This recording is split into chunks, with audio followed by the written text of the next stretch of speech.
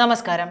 പിണറായി വിജയൻ സർക്കാർ നേതൃത്വം നൽകുന്ന സഹകരണ ബാങ്കുകളിൽ പണം നിക്ഷേപിക്കരുതെന്ന ഭാരതീയ റിസർവ് ബാങ്ക് പലതവണ ഓർമ്മിപ്പിച്ചിട്ടും അത് ചെവിക്കൊള്ളാതെ പണം നിക്ഷേപിച്ചവരാണ് ഇപ്പോൾ മരണത്തിന് പിന്നാലെ ഭ്രാന്തമായി പായുന്നത്.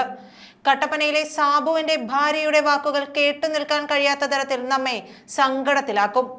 ഭർത്താവിന് പലവട്ടം സഹകരണ ബാങ്കിൽ പോയി കരഞ്ഞ് ഇറങ്ങി വരേണ്ട അവസ്ഥയുണ്ടായിട്ടുണ്ടെന്നാണ് കട്ടപ്പനയിൽ ജീവനൊടുക്കിയ നിക്ഷേപകൻ സാബുവിന്റെ ഭാര്യ മേരിക്കുട്ടി പറഞ്ഞത്. പണം ആവശ്യപ്പെട്ടപ്പോൾ ബാങ്കിലുള്ളവർ പലപ്പോഴായി ഭീഷണിപ്പെടുത്തിയിട്ടുണ്ടെന്നും അവർ പറയുന്നു.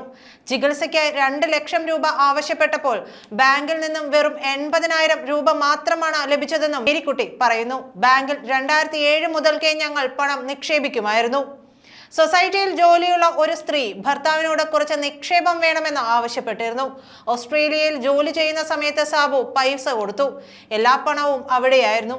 കഞ്ഞിക്കുഴിയിലെ സ്ഥലം വിറ്റ് പണം കൊടുക്കേണ്ട ആവശ്യം വന്നപ്പോൾ ബാങ്കിൽ പോയിരുന്നു. പണം തരാൻ സാധിക്കില്ലെന്നാണ് അപ്പോൾ സെക്രട്ടറി പറഞ്ഞത്. 10 ലക്ഷം രൂപയുടെ ആവശ്യമുണ്ടായിരുന്നു. കുറച്ച് ദിവസം കഴിഞ്ഞ് അഡ്വാൻസ് കൊടുക്കാനായി പണം തന്നു. പിന്നീട് മുഴുവൻ തുക കൊടുക്കേണ്ട സമയമായപ്പോഴേക്കും ബാങ്കിൽ നിന്നും പണം കിട്ടാത്ത അവസ്ഥയായി. കഴിഞ്ഞ ദിവസമാണ് സാബു CPM ഭരിക്കുന്ന കട്ടപ്പന സഹകരണ ബാങ്കിന് മുൻപിൽ ജീവൻ ഒടുക്കിയത്. സാബുവിന്റെ മൃതദേഹത്തിൽ നിന്ന് ആത്മഹത്യാ കുറിപ്പും കണ്ടെടുത്തിരുന്നു. ജീവനക്കാർ അപമാനിച്ചെന്നും പിടിച്ചു തള്ളിയും അസഭ്യം പറഞ്ഞും മടക്കി അയച്ചെന്നുമാണ് കുറിപ്പിൽ പറയുന്നത്. കട്ടപ്പനയിൽ ജീവനൊടുക്കിയ നിക്ഷേപകൻ സാബുവിനെ സഹകരണ ബാങ്ക് മുൻ പ്രസിഡന്റ് VR സജി ഭീഷണിപ്പെടുത്തുന്നതിന്റെ ഫോൺ സന്ദേശം പുറത്തു വന്നിരുന്നു. CPM കട്ടപ്പന മുൻ ഏരിയ സെക്രട്ടറിയാണ് VR സജി. താൻ ബാങ്കിൽ പണം ചോദിച്ചെത്തിയപ്പോൾ ജീവനക്കാരനായ ബിനോയ് പിടിച്ചു തള്ളിയെന്ന് സാബു ഫോൺ സംഭാഷണത്തിൽ പറയുന്നുണ്ട്. തിരിച്ചാക്രമിച്ചെന്ന് പറഞ്ഞ് അയാൾ പ്രശ്നം ഉണ്ടാക്കുകയാണെന്നും സാബു പറഞ്ഞു. ഈ മാസത്തെ പണത്തിൽ പകുതി നൽകിയിട്ടും ജീവനക്കാരനെ ഉപദ്രവിച്ചത് എന്തിനാണെന്നാണ് സജി തിരിച്ചു ചോദിക്കുന്നത്. വിഷയം മാറ്റാൻ നോക്കേണ്ടെന്നും അടി വാങ്ങിക്കേണ്ട സമയം കഴിഞ്ഞെന്നും പറഞ്ഞ സജി പണി മനസ്സിലാക്കി തരാമെന്ന് സാബുവിനെ ഭീഷണിപ്പെടുത്തി.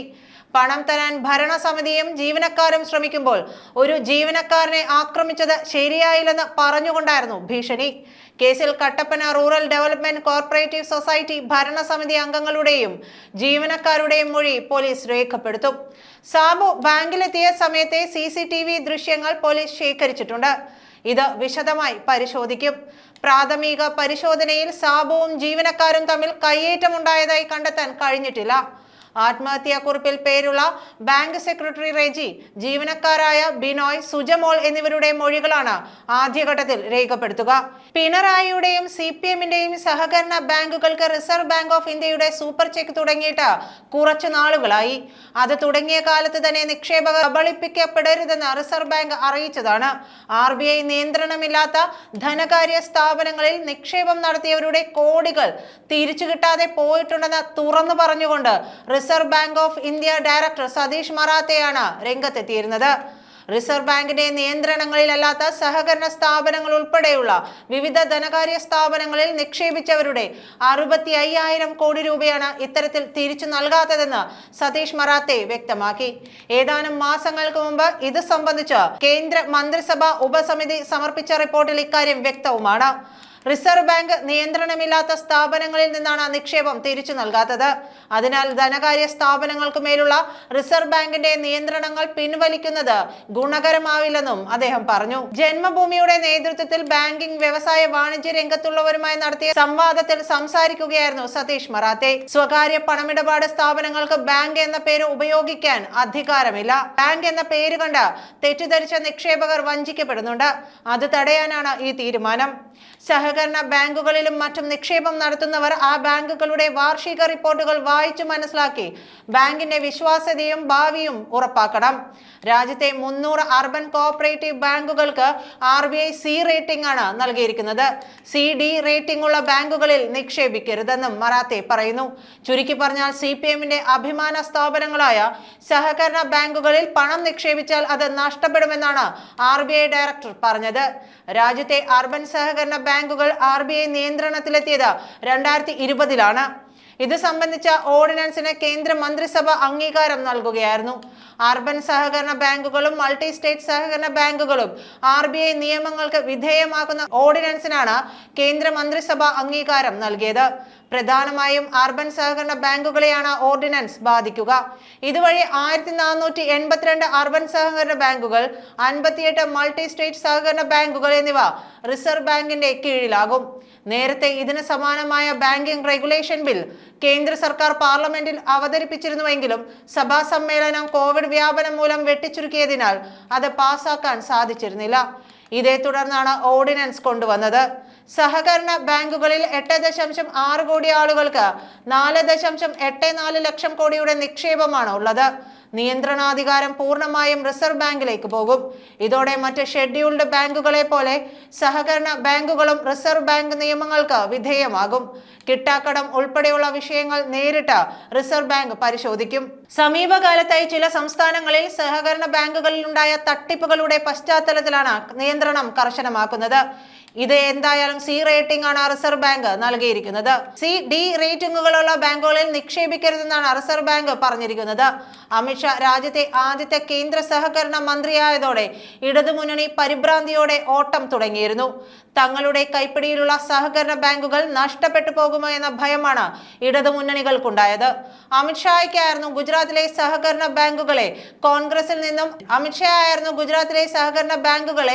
കോൺഗ്രസിൽ നിന്നും അടർത്തി BJPയുടെ പിടിയിലാക്കിയത്. CPMന് ആധിപത്യമുള്ള സംസ്ഥാനത്തെ സഹകരണ മേഖലയിലേക്ക് സംഖ്യകൾ നുഴഞ്ഞു കയറുമെന്നാണ് CPMന്റെ പേടി. കേന്ദ്ര സർക്കാർ പരീക്ഷിക്കാൻ പോകുന്ന നിധി ബാങ്കുകൾ സഹകരണ മേഖലയിലേക്കുള്ള BJP കടന്നുകയറ്റമാണെന്ന് CPM വിശ്വസിക്കുന്നു. പാർട്ടി അംഗങ്ങളും അനുഭാവികളും നിധിയിൽ അംഗത്വം എടുക്കരുതെന്ന കർശന നിർദ്ദേശം CPM കീഴ്ഘടകങ്ങൾക്ക് നൽകിയിരുന്നു. സഹകരണം സംസ്ഥാന വിഷയമാണ്, എന്നാൽ കേന്ദ്രത്തിന് ഇടപെടാൻ ധാരാളം സാധ്യതകളുണ്ട്. മൾട്ടി സ്റ്റേറ്റ് സഹകരണ സംഘങ്ങൾ, നിധി കമ്പനികൾ എന്നിവയെല്ലാം കേന്ദ്ര സഹകരണ വകുപ്പിന് കീഴിൽ വരുന്നതാണ്. സഹകരണ സംഘങ്ങൾക്ക് സ്വാശ്രയ ഗ്രൂപ്പുകൾ, കർഷക ഉൽപാദക കമ്പനികൾ, സംരംഭങ്ങൾ എന്നിവ തുടങ്ങാം. ഇതിന് നബാർഡ്, NCDC, NAFED തുടങ്ങിയ കേന്ദ്ര ഏജൻസികൾ സഹായം നൽകുന്നുണ്ട്. ഇതിലൊരു അപകടമുണ്ട്. സംസ്ഥാനത്ത് പ്രവർത്തിക്കുന്ന സഹകരണ സംഘങ്ങൾക്ക് കേരള ബാങ്ക് വഴിയാണ് ഇപ്പോൾ സഹായം ലഭ്യമാകുന്നത്. കേന്ദ്ര സർക്കാരിൽ രജിസ്റ്റർ ചെയ്യുന്ന സഹകരണ സംഘങ്ങൾക്ക് കേരള ബാങ്കിനെ ഒഴിവാക്കി കേന്ദ്ര ഏജൻസികളുടെ സഹായം നേരിട്ട് ലഭിക്കും.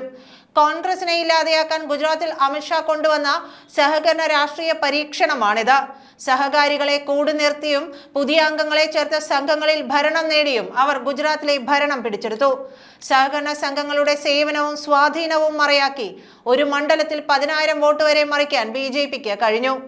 ഗുജറാത്തിലെ ഭൂരിപക്ഷം സഹകരണ സംഘങ്ങളും ഇപ്പോൾ BJP നിയന്ത്രണത്തിലാണ്. BJPയുടെ ലക്ഷ്യം വ്യക്തമാണ്.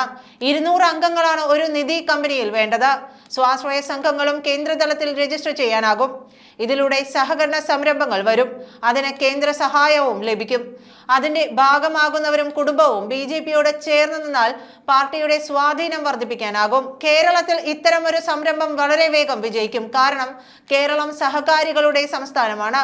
അർബൻ ബാങ്കുകളുടെ കാര്യത്തിൽ സംസ്ഥാന സഹകരണ രജിസ്ട്രാർക്ക് ഉണ്ടായിരുന്ന അവകാശങ്ങൾ റിസർവ് ബാങ്കിന് കൈമാറിക്കൊണ്ട് 2020 സെപ്റ്റംബറിൽ പാർലമെന്റ് നിയമം പാസാക്കി. ഇത് പ്രാഥമിക സഹകരണ ബാങ്കുകൾക്ക് ബാധകമാക്കുന്നതിന് ഒരു പ്രത്യേക നോട്ടിഫിക്കേഷൻ മതിയാകും. ഇതിലൂടെ വൈദ്യനാഥൻ കമ്മിറ്റി നിർദ്ദേശിച്ചതും നമ്മൾ തിരസ്കരിച്ചതുമായ കാര്യങ്ങൾ അടിച്ചേൽപ്പിക്കാനാകും. ബാങ്ക് എന്ന വിശേഷണം ഇനി സഹകരണ പ്രസ്ഥാനങ്ങൾക്ക് ഉപയോഗിക്കാനാകില്ല. ഡെപ്പോസിറ്റുകൾ വോട്ട് അവകാശമുള്ള A ക്ലാസ് അംഗങ്ങളിൽ നിന്നും മാത്രമേ സ്വീകരിക്കാനാകൂ. അല്ലാതെയുള്ള 60,000 കോടി രൂപയുടെ ഡെപ്പോസിറ്റ് തിരിച്ചു കൊടുക്കേണ്ടി വരും. ചെക്ക് പാടില്ല, വിഡ്രോവൽ സ്ലിപ്പേ പാടുള്ളൂ. പുതിയ ബാങ്കിംഗ് റെഗുലേഷന്റെ പശ്ചാത്തലത്തിൽ ഒരു നോട്ടിഫിക്കേഷനിലൂടെ ഇവ നടപ്പാക്കാനാകും. CPMന്റെ കള്ളപ്പണ റിസർവ് ബാങ്കാണ് സഹകരണ സ്ഥാപനങ്ങൾ. കോടിക്കണക്കിന് രൂപയാണ് പാർട്ടിയുടേതായും പാർട്ടി നേതാക്കളുടേതായും സഹകരണ ബാങ്കുകളിൽ നിക്ഷേപിച്ചിരിക്കുന്നത്. സഹകരണ ബാങ്കുകളിൽ കേന്ദ്ര സർക്കാരോ അതിന്റെ ഏജൻസികളോ എത്തിയാൽ CPMന്റെ പല നേതാക്കളും അവരുടെ ബന്ധുക്കളും അകത്താകും. ഏതായാലും പിണറായിയുടെ സഹകരണ ബാങ്കുകളെ പൊളിക്കാൻ തന്നെയാണ് നരേന്ദ്രമോദിയും അമിത്ഷായും തീരുമാനിച്ചിരിക്കുന്നത്. വാസവൻ പിണറായിയുടെ വിശ്വസ്തനാണ്. അതിനാലാണ് അദ്ദേഹത്തെ സഹകരണ മന്ത്രിയാക്കിയത്. സഹകരണ ബാങ്കുകളിലെ അഴിമതിയിൽ കേന്ദ്ര സർക്കാർ പിടിമുറുക്കിയത് കേരളത്തിലെ CPM ഉഡായിപ്പ് ഇല്ലാതെയാക്കാൻ വേണ്ടിയാണ്. കരുവന്നൂരിൽ വേഗത്തിലാണ് നടപടികൾ പുരോഗമിക്കുന്നത്. കേന്ദ്ര ഏജൻസികൾ നടത്തുന്ന അന്വേഷണത്തിന് സ്വാഭാവികമായ കാലതാമസം ഉണ്ടാകാൻ സാധ്യതയുണ്ട്. അതാണ് കരുവന്നൂരിലും സംഭവിക്കുന്നത്. ഈ സാഹചര്യത്തിലാണ് ചതിക്കുഴിയിൽ പെടരുതെന്ന് റിസർവ് ബാങ്ക് ഉപദേശിച്ചത്. എന്നാൽ മലയാളികൾ ആവർത്തിച്ച് ചതിക്കുഴിയിൽ പെട്ടുകൊണ്ടിരിക്കുകയാണ്. നന്ദി.